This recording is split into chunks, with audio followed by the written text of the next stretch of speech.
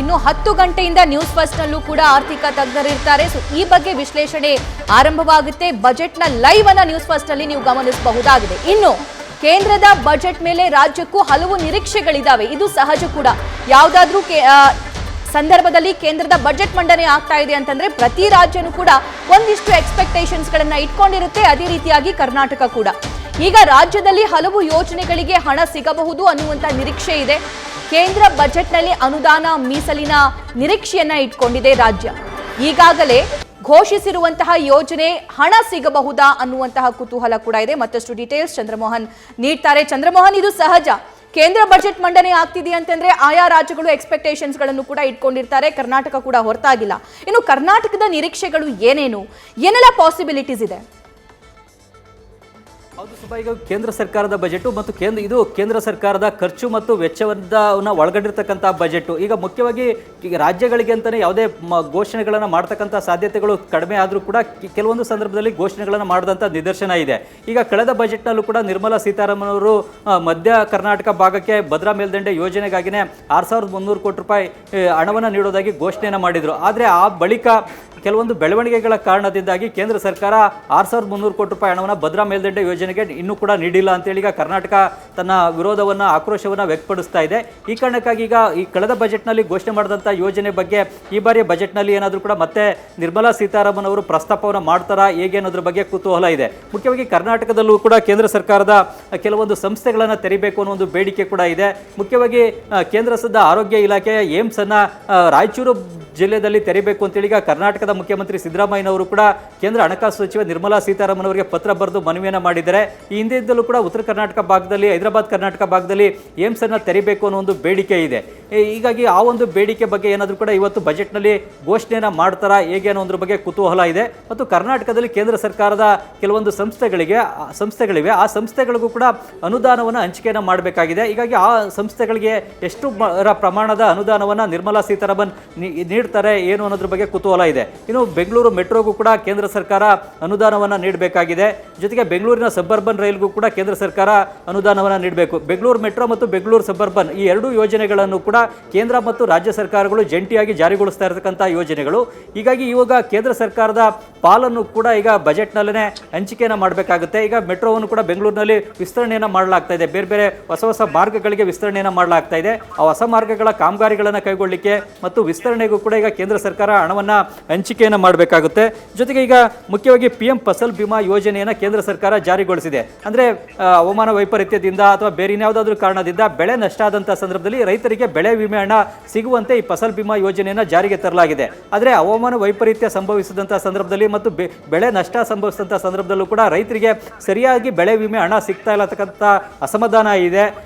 ಮಳೆ ಬಂದಿಲ್ಲ, ಬೆಳೆ ಕೈಕೊಟ್ಟಿದೆ, ಬೆಳೆ ನಷ್ಟ ಆಗಿದೆ, ಆದರೆ ಬೆಳೆ ವಿಮೆ ಹಣ ಮಾತ್ರ ಸಿಗ್ತಾ ಇಲ್ಲ. ಹೀಗಾಗಿ ಈ ಯೋಜನೆಯನ್ನು ಮಾರ್ಪಾಡು ಮಾಡಬೇಕು, ಸರಿಪಡಿಸಬೇಕು ಅನ್ನತಕ್ಕಂತಹ ಬೇಡಿಕೆ ಕೂಡ ರೈತರಿಂದ ಇದೆ. ಹೀಗಾಗಿ ಇದನ್ನು ಸರಿಪಡಿಸುವಂಥ ನಿಟ್ಟಿನಲ್ಲಿ ಏನಾದರೂ ಕ್ರಮವನ್ನು ಕೈಗೊಳ್ತಾರಾ ಹೇಗೆ ಅನ್ನತಕ್ಕಂತಹ ನಿರೀಕ್ಷೆಗಳಿವೆ. ಇನ್ನು ಈಗ ಕೇಂದ್ರ ಸರ್ಕಾರ ಮುಖ್ಯವಾಗಿ ಅಯೋಧ್ಯೆಯಲ್ಲಿ ರಾಮ ಮಂದಿರ ನಿರ್ಮಾಣ ಆಗಿದೆ. ಜೊತೆಗೆ ಈಗ ರಾಮಾಯಣಕ್ಕೆ ಸಂಬಂಧಪಟ್ಟಂಥ ಸ್ಥಳಗಳಲ್ಲಿ ಈಗ ಮೂಲಸೌಕರ್ಯವನ್ನು ಅಭಿವೃದ್ಧಿಪಡಿಸುವ ಮೂಲಕ ಪ್ರವಾಸೋದ್ಯಮವನ್ನು ಕೂಡ ಉತ್ತೇಜಿಸುವಂಥ ನಿಟ್ಟಿನಲ್ಲಿ ಕ್ರಮವನ್ನು ಕೈಗೊಳ್ಬೋದು. ಈ ಹಿಂದೆ ಪ್ರವಾಸೋದ್ಯಮ ಸರ್ಕ್ಯೂಟ್ ಅನ್ನು ಕೂಡ ಕೇಂದ್ರ ಸರ್ಕಾರ ಘೋಷಣೆಯನ್ನು ಮಾಡಿತ್ತು. ಹಾಗಾಗಿ ಈಗ ಕರ್ನಾಟಕದಲ್ಲೂ ಕೂಡ ಸಾಕಷ್ಟು ರಾಮಾಯಣಕ್ಕೆ ಸಂಬಂಧಪಟ್ಟಂಥ ಸ್ಥಳಗಳಿವೆ, ಕಿಷ್ಕಿಂಧೆ ಇದೆ ಮತ್ತು ಬೇರೆ ಬೇರೆ ಸ್ಥಳಗಳಿವೆ. ಈ ಸ್ಥಳಗಳಿಗೆ ಮೂಲಸೌಕರ್ಯವನ್ನು ಕಲ್ಪಿಸುವ ಮೂಲಕ ಪ್ರವಾಸೋದ್ಯಮವನ್ನು ಉತ್ತೇಜಿಸುವಂಥ ನಿಟ್ಟಿನಲ್ಲಿ ಏನು ಕ್ರಮ ಕೈಗೊಳ್ಳಬಹುದು ಅನ್ನತಕ್ಕಂಥ ನಿರೀಕ್ಷೆಗಳಿವೆ. ಜೊತೆಗೆ ಹಾಸನ ಜಿಲ್ಲೆಗೆ IITಯನ್ನು ಮಂಜೂರು ಮಾಡಬೇಕು ಅಂತೇಳಿ ದೇವೇಗೌಡರು ಈ ಹಿಂದಿನಲ್ಲೂ ಕೂಡ ಪ್ರಧಾನಿ ಮೋದಿ ಅವರಿಗೆ ಮನವಿಯನ್ನು ಮಾಡಿದರೆ ಆ ಒಂದು ಮನವಿ ಬಗ್ಗೆ ಏನಾದರೂ ಕೂಡ ಬಜೆಟ್ನಲ್ಲಿ ಪ್ರಸ್ತಾಪ ಮಾಡ್ತಾರಾ ಹೇಗೆ ಅನ್ನೋದ್ರ ಬಗ್ಗೆ ನಿರೀಕ್ಷೆಗಳಿವೆ. ಜೊತೆಗೆ ಈಗ ಕರ್ನಾಟಕದ ರೈಲ್ವೆ ಯೋಜನೆಗಳನ್ನು ಪೂರ್ಣಗೊಳಿಸಲಿಕ್ಕೂ ಕೂಡ ಈಗ ಕೇಂದ್ರ ಸರ್ಕಾರ ಬಜೆಟ್ನಲ್ಲೇ ಅನುದಾನವನ್ನು ನೀಡಬೇಕಾಗಿದೆ. ಮುಖ್ಯವಾಗಿ ಕರ್ನಾಟಕಕ್ಕೆ ಈಗಾಗಲೇ ಸಾಕಷ್ಟು ರೈಲ್ವೆ ಯೋಜನೆಗಳನ್ನ ಘೋಷಣೆ ಮಾಡಲಾಗಿದೆ. ರೈಲ್ವೆ ಯೋಜನೆಗಳನ್ನ ಘೋಷಣೆ ಮಾಡಿದ್ರೆ ಅವುಗಳು ಮುಗಿಬೇಕು ಅಂತಂದರೆ 5 ವರ್ಷ 10 ವರ್ಷಗಳ ಕಾಲಾವಕಾಶವನ್ನು ತೆಗೆದುಕೊಳ್ಳುತ್ತೆ. ಈ 10 ವರ್ಷದ ಅವಧಿಯಲ್ಲಿ ಅದು ರೈಲ್ವೆ ಯೋಜನೆಯನ್ನು ಜಾರಿಗೊಳಿಸ್ತಕ್ಕಂಥ ವೆಚ್ಚವೇ ದುಪ್ಪಟ್ಟಾಗುತ್ತೆ. ಆ ಕಾರಣಕ್ಕಾಗಿಯೇ ಕಾಲಮಿತಿನಲ್ಲೇ ರೈಲ್ವೆ ಯೋಜನೆಗಳನ್ನು ಪೂರ್ಣಗೊಳಿಸಬೇಕು ಅನ್ನೋದು ಈಗ ಕೇಂದ್ರ ಸರ್ಕಾರದ ಉದ್ದೇಶ, ಗುರಿಯಾಗಿದೆ. ಹಾಗಾಗಿ ಕಾಲಮಿತಿನಲ್ಲಿ ಯೋಜನೆ ಪೂರ್ಣಗೊಳಿಸಬೇಕು ಅಂದರೆ ಸರಿಯಾದ ಪ್ರಮಾಣದಲ್ಲಿ ಹಣವನ್ನು ಹಂಚಿಕೆ ಮಾಡಬೇಕು. ಹಾಗಾಗಿ ಕಾಲಮಿತಿನಲ್ಲಿ ಯೋಜನೆ ಮುಗಿಲಿಕ್ಕೆ ಸಾಧ್ಯ ಆಗುತ್ತೆ ಮತ್ತು ಯೋಜನಾ ವೆಚ್ಚ ದುಪ್ಪಟ್ಟಾಗುವಂಥದ್ದನ್ನು ಕೂಡ ತಪ್ಪಿಸ್ಬೋದು. ಹೀಗಾಗಿ ಕರ್ನಾಟಕದಲ್ಲಿ ಈ ಒಂದು ರೈಲ್ವೆ ಯೋಜನೆಗಳನ್ನ ಪೂರ್ಣಗೊಳಿಸುವಂಥ ನಿಟ್ಟಿನಲ್ಲಿ ಹೆಚ್ಚಿನ ಹಣವನ್ನು ಕೂಡ ಈಗ ಕೇಂದ್ರ ಸರ್ಕಾರ ಬಜೆಟ್ನಲ್ಲಿ ಹಂಚಿಕೆಯನ್ನು ಮಾಡಬೇಕಾಗಿದೆ. ಈಗ ಚೆನ್ನೈ ಮತ್ತು ಬೆಂಗಳೂರು ಮೈಸೂರಿನ ನಡುವೆ ಒಂದು ಸೂಪರ್ ಬುಲೆಟ್ ಟ್ರೈನನ್ನು ಕೂಡ ಜಾರಿಗೊಳಿಸಬೇಕು ಅನ್ನೋದ್ರ ಬಗ್ಗೆ DPR ಅನ್ನು ಕೂಡ ಸಿದ್ಧಪಡಿಸ್ತಾ ಇದೆ. ಹಾಗಾಗಿ ಆ ಯೋಜನೆ ಬಗ್ಗೆ ಏನಾದರೂ ಕೂಡ ಬಜೆಟ್ನಲ್ಲಿ ಪ್ರಸ್ತಾಪ ಮಾಡ್ತಾರಾ ಹೇಗೆ ಅನ್ನೋದ್ರ ಬಗ್ಗೆಯೂ ಕೂಡ ಈಗ ನಿರೀಕ್ಷೆಗಳಿವೆ.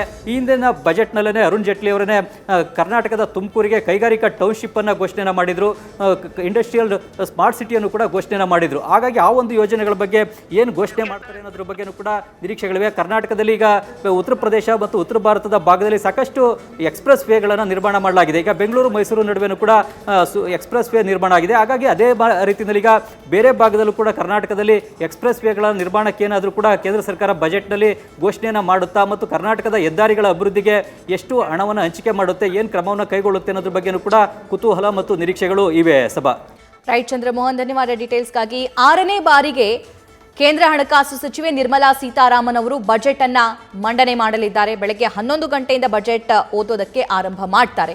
ದೃಶ್ಯದಲ್ಲಿ ಗಮನಿಸ್ತಾ ಇದ್ದೀರಾ, ಅವರು ಬಜೆಟ್ ಪ್ರತಿ ಇರುವಂತಹ ಆ ಕೆಂಪು ಪೌಚ್ ಅನ್ನ ಅಲ್ಲಿ ತೋರ್ಪಡಿಸ್ತಾ ಇದ್ದಾರೆ. ಇಲ್ಲಿಂದ ಎಕ್ಸಾಕ್ಟ್ಲಿ ಆ ಬಜೆಟ್ನ ಪ್ರಾಸೆಸ್ ಸ್ಟಾರ್ಟ್ ಆಯಿತು ಅಂತ ಹೇಳಿ ನಾವು ಕರಿಬಹುದು. ತಮ್ಮ ಇಲಾಖೆಯ ಬೇರೆ ಬೇರೆ ಎಕ್ಸ್ಪರ್ಟ್ಸ್ಗಳು ಕೂಡ, ಹಿರಿಯ ಅಧಿಕಾರಿಗಳು ಕೂಡ ನಿರ್ಮಲಾ ಸೀತಾರಾಮನ್ ಅವರ ಜೊತೆಗಿರುವಂತಹ ದೃಶ್ಯಾವಳಿಗಳನ್ನು ಗಮನಿಸ್ತಾ ಇದ್ದೀರಾ. ಆ ಬಜೆಟ್ ಕಾಪಿ ಇರುವಂತಹ ಕೆಂಪು ಪೌಚ್ ಅನ್ನ ನಿರ್ಮಲಾ ಸೀತಾರಾಮನ್ ಅವರು ತೋರಿಸ್ತಾ ಇದ್ದಾರೆ. ಈ ಹಿಂದೆ ಸ್ಯೂಟ್ ಕೇಸ್ ತಗೊಂಡು ಬರ್ತಾ ಇದ್ರು, ಆದ್ರೆ ನಿರ್ಮಲಾ ಸೀತಾರಾಮನ್ ಅವರು ಬಂದ ನಂತರ ಅದನ್ನೂ ಕೂಡ ಡಿಜಿಟಲ್ ಆಗಿ ಮಾರ್ಪಡಿಸಿದ್ರು. ಮನಮೋಹನ್ ಸಿಂಗ್ ಅವರನ್ನ ಸರಿಗಟ್ಟುವಂತಹ ದಾಖಲೆಯನ್ನ ಇವತ್ತು ನಿರ್ಮಲಾ ಸೀತಾರಾಮನ್ ಅವರು ಮಾಡಲಿದ್ದಾರೆ ಅನ್ನೋದು ಒಂದು ಇತಿಹಾಸ. ಮತ್ತೊಂದು ಏನು ಅಂತಂದ್ರೆ, ಇದು ಮಧ್ಯಂತರ ಬಜೆಟ್ ಆಗಿರೋದ್ರಿಂದ ಬೆಟ್ಟದಷ್ಟು ನಿರೀಕ್ಷೆಗಳನ್ನ ಇಟ್ಕೊಳ್ಳೋದಕ್ಕೆ ಸಾಧ್ಯ ಇಲ್ಲ. ಯಾಕಂದ್ರೆ 3-4 ತಿಂಗಳಲ್ಲಿ ಲೋಕಸಭಾ ಎಲೆಕ್ಷನ್ ಬರುತ್ತೆ. ಸೊ ಆ ಆದಾಯದ ಮಿತಿಯನ್ನ ನೋಡಿಕೊಂಡು ಮಾತ್ರ ಬಜೆಟ್ ಮಂಡನೆ ಮಾಡಬೇಕಾಗುತ್ತೆ. ಮತ್ತೆ ಸರ್ಕಾರ ಫಾರ್ಮ್ ಆದ ನಂತರ ಪೂರ್ಣ ಪ್ರಮಾಣದ ಬಜೆಟ್ ಏನು ಮಂಡನೆ ಮಾಡ್ತಾರಲ್ಲ, ಅದರಲ್ಲಿ ಬೇರೆ ಬೇರೆ ಸಾಕಷ್ಟು ಬೆಟ್ಟದಷ್ಟು ನಿರೀಕ್ಷೆಗಳನ್ನು ಕೂಡ ಇಟ್ಕೋಬಹುದು. ಅದನ್ನ ಫುಲ್ಫಿಲ್ ಮಾಡುವಂತ ಕೆಲಸ ಕೇಂದ್ರದಿಂದ ಆಗುತ್ತೆ. ಆದ್ರೆ ಮಧ್ಯಂತರ ಬಜೆಟ್ ಆಗಿರೋದ್ರಿಂದ, ಎಲೆಕ್ಷನ್ ಬಜೆಟ್ ಆಗಿರೋದ್ರಿಂದ ಇದೇ ಬಜೆಟ್ ಅಲ್ಲಿ ಏನ್ ಮ್ಯಾಜಿಕ್ ಮಾಡುತ್ತೆ ಮೋದಿ ಸರ್ಕಾರ ಅನ್ನುವಂತಹ ಕುತೂಹಲ ಕೂಡ ಇದೆ. ಬೆಳಗ್ಗೆ 10 ಗಂಟೆಯಿಂದ ನ್ಯೂಸ್ ಫಸ್ಟ್ ನಲ್ಲಿ ಮೋದಿ ಲೆಕ್ಕ ಏನಿರಲಿದೆ ಅನ್ನೋದಕ್ಕೆ ಸಂಬಂಧಪಟ್ಟಂತೆ ಬಜೆಟ್ ಕುರಿತಂತೆ ವಿಶ್ಲೇಷಣೆಗಳು ಕೂಡ ಆರಂಭವಾಗುತ್ತೆ. 11 ಗಂಟೆಯಿಂದ ಬಜೆಟ್ ಓದೋದಕ್ಕೆ ನಿರ್ಮಲಾ ಸೀತಾರಾಮನ್ ಅವರು ಸ್ಟಾರ್ಟ್ ಮಾಡ್ತಾರೆ. ಅದರ complete information, non stop coverage news first ನಲ್ಲಿ ನೀವು ನೋಡಬಹುದು. ನ್ಯೂಸ್ ಫಸ್ಟ್ ನಿರ್ಭೀತಿಯಿಂದ ನಿಮ್ಮ ಪರವಾಗಿ.